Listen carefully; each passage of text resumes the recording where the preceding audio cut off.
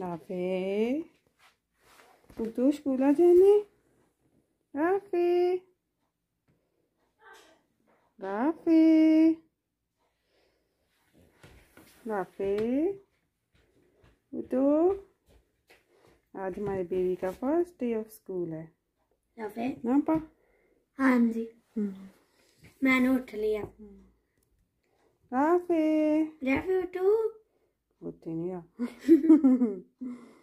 अस्सलाम वालेकुम अस्सलाम वालेकुम अस्सलाम वालेकुम अस्सलाम वालेकुम। उठे नहीं। अब सब ब्लैंकेट ले। ये राफे का फेवरेट ब्लैंकेट कडलिंग। उसने सोना है। और अब हम स्कूल की तैयारी करेंगे। राफे ने नहीं फर्स्ट डे ऑफ स्कूल। मैं पूछूंगी इसने आपने स्कूल जाना है? देखा नो। अस्सलाम वालेकुम माय यूट्यूब फैमिली, कैसे हैं आप सब? मैं उम्मीद करती हूँ सब ठीक है, आपकी लाइफ अच्छी जा रही है। तो आज के व्लॉग में मैं आप लोगों के साथ शेयर करूँगी यहाँ पे स्कूल जब स्टार्ट होता है बच्चे का तो कैसे सारा होता है। ये मैं राफे के साथ जाऊँगी अभी कुछ डेज़ के लिए ताकि वो अपनी टीचर्स के साथ अटैच हो जाए। यहाँ पे मैंने उसे सुबह उठाया है और उसके अब मैं तैयारी कर रही हूँ उसको कपड़े पहनाने की, क्योंकि यहाँ पे सर्दी बहुत ज़्यादा हो गई है। स्नो दोबारा से स्टार्ट हो गई है तो इसलिए बच्चों का ओवरऑल और ये सारे कपड़े भी मैं आपको दिखाती हूँ कि जब बच्चे स्कूल स्टार्ट करते हैं तो कौन से कपड़े चाहिए होते हैं, क्या क्या हमने बाय करना ज़रूरी होता है, तो वो मैं आप लोगों के साथ शेयर करूँगी। तो अब मैं राफे को लेके जा रही हूँ स्कूल। ये देखें यहाँ पे अब हम लोग जा रहे हैं और वेदर काफ़ी ठंडा है। यहाँ पे अब माइनस टेम्परेचर चल रहा है आजकल। तो सारे बच्चे कह रहे हैं कि मम्मा समर कब आएगा। तो अब हम लोग समर का भी वेट कर रहे हैं। तो मैं आप लोगों को यहाँ के स्कूल सिस्टम का थोड़ा सा बताती हूँ। जैसे राफे ने अभी 1.5 साल का है तो इसने अब स्कूल स्टार्ट किया, लेकिन यहाँ पे बच्चे जो हैं वो 6 मंथ से स्कूल स्टार्ट कर सकते हैं। जैसे पेरेंट्स दोनों यहाँ पे जॉब करते हैं तो ये होता है स्कूल, इसको डॉगीज़ कहते हैं यहाँ पे। तो ये बच्चों के 6 साल तक बच्चे इसमें ही होते हैं। इसमें डिफरेंट सेक्शंस होते हैं तो वो चेंज होते रहते हैं। ये नाया का भी स्कूल है। नाया ने नेक्स्ट ईयर जो है वो दूसरा बिग स्कूल जो है हाई स्कूल वो स्टार्ट कर देना है। फोर क्लास उसको कहते हैं। जैसे ये प्ले ग्रुप से 6 साल तक है, उसके बाद फिर जब ये 7 ईयर की होगी तो फिर इसकी 1 क्लास स्टार्ट होनी है।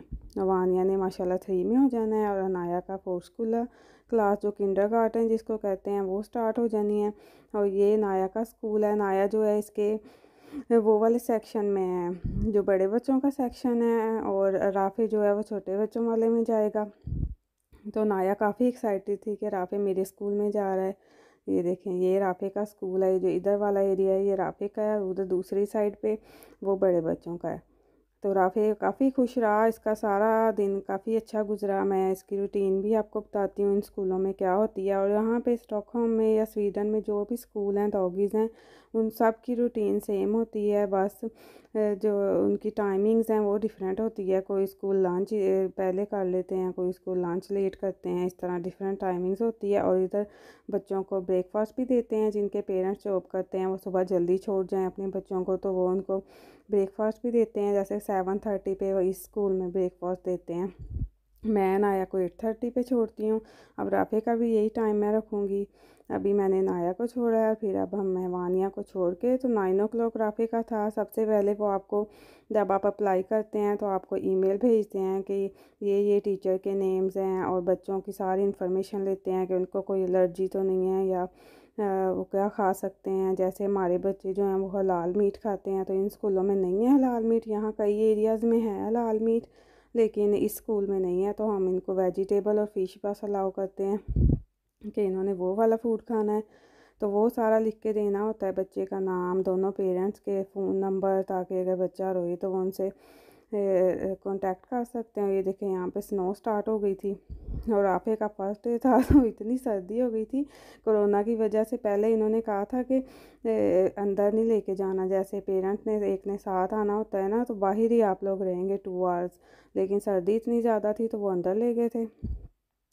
और यहाँ पे मैं राफे की वीडियो बना रही थी। आप बस अपने बच्चों की वीडियो या पिक्चर बना सकते हैं।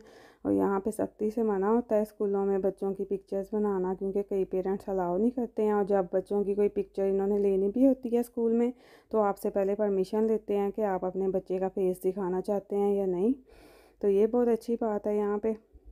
और राफी जो है इसको सैंड से खेलना बहुत अच्छा लगता है, ये यहाँ खेल रहा है।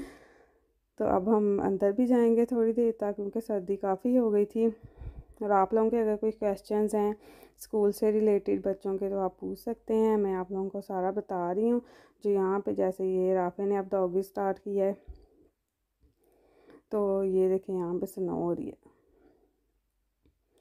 तो टीचर्स भी होती हैं, काफ़ी अच्छी होती हैं। इनकी राफे की 3 टीचर्स हैं। और ये देखें इनका छोटा सा प्ले एरिया है छोटे बच्चों के लिए। और ये जो इन्होंने ग्रास लगाई है, इसके नीचे वो सॉफ्ट वाला फोम सा पता नहीं क्या होता है वो लगाया है, ताकि बच्चे गिरें भी तो उनको चोट ना लगे। यहाँ पे अब हम अंदर जा रहे थे, और हर स्कूल का एक कोड होता है एंट्री के लिए, वो पेरेंट्स को बताते हैं। पहले तो पेरेंट्स अंदर जाते थे, लेकिन अब नहीं जा सकते, कोरोना की वजह से मना है। और ये देखें यहाँ पे बच्चों के एक्स्ट्रा कपड़े जो हैं वो सारे शॉप पर पेरेंट्स छोड़ के जाते हैं। और इस तरह भी अंदर बच्चों का एक अलग अलग इन्होंने ऐसे सेक्शन दिया होता है, जिसमें आप बच्चों की चीज़ें रख सकते हैं। इस तरह कबर्ड सी होती है छोटी सी, और इस तरह स्टैंड्स है जिस पे आप बच्चों के कपड़े लटका सकें। और राफी तो अभी नया है, तो इसलिए अभी इसकी पिक्चर नहीं लगी, और सब बच्चों की पिक्चर्स लगी होती हैं, इसलिए इसका नेम लिखा हुआ है इन्होंने। अब राफी अपने स्कूल के अंदर खेलेगा। मैं इनके स्कूल की होल रूटीन आप लोगों को बताती हूँ, जो नॉर्मली यहाँ डॉगीज़ में होती है।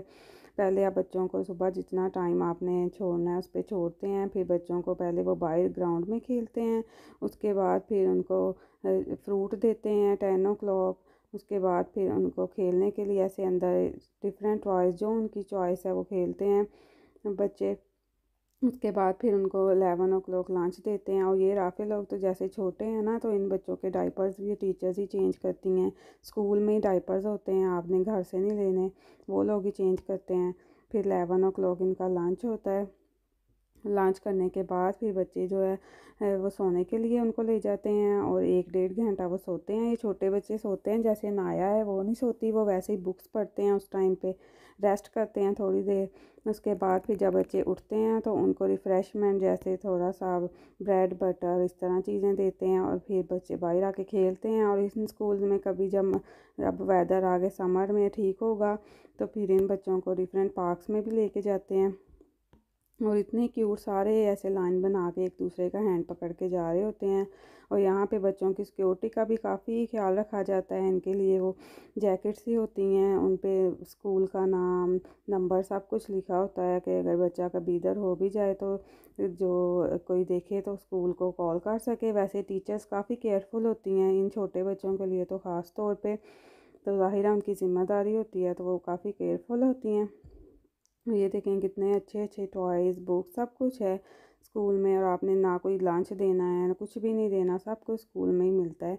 और जैसे वानियान आया है, जैसे आपके 2 बेबीज़ हैं, तो उसके बाद जो 3rd बेबी है उसमें आपको कोई फ़ीस भी नहीं स्कूल की देनी होती। 2 बच्चों की बस फ़ीस होती है, आगे जितने भी बच्चे हैं वो फ्री होते हैं। तो ये देखें यहाँ पे अब स्नो स्टार्ट हो गई थी, और हम घर जा रहे थे, फ्री हो गया था। राफे का फ़र्स्ट डे बहुत अच्छा गुजरा, और आप लोग इसके लिए दुआ करें कि ये कामयाब हो अपनी ज़िंदगी में, और बहुत खुशियाँ मिले इसको, आमीन। और अब मैं आप लोगों को कपड़े दिखाती हूँ जो यहाँ स्कूल के लिए जो है वो मस्ट चाहिए होते हैं, और ये लेना यहाँ पे बहुत ज़रूरी है। जैसे वेदर जो है यहाँ स्वीडन के वेदर का कोई पता नहीं चलता, कब सर्दी हो जाए कब गर्मी हो जाए। तो सबसे पहले तो ये ओवरऑल होता है, ये मस्ट होता है, इसमें ऐसे फ्लीस लगी होती है, और ये विंटर के लिए होता है। जैसे ये बच्चों के लिए लाजमी है, जैसे उन्होंने स्नो में खेलना है, और स्नो बूट्स भी मिलते हैं। अब तो स्नो इतनी नहीं है, तो इसलिए राफी के मैंने स्नो बूट्स नहीं लिए, इसके दूसरे बूट्स लिए हैं। और ये जो है ये मस्ट है ओवरऑल है। इसके नीचे आप प्लीज़, या आपके बच्चे को ज़्यादा ही सर्दी है तो वो थर्मल लेगिंग्स मिलती हैं, वो पहना सकते हैं। तो ये मैंने राफे का अब नया लिया है, ये है यहाँ पे जब बारिश होती है उसके लिए, जैसे वाटर प्रूफ हैं ये वाले। तो अगर बारिश में बच्चे बाहर जो हैं ये खेल सकते हैं, तो उनके कपड़े नहीं गीले होते, ये सेफ़ रखता है बच्चों को।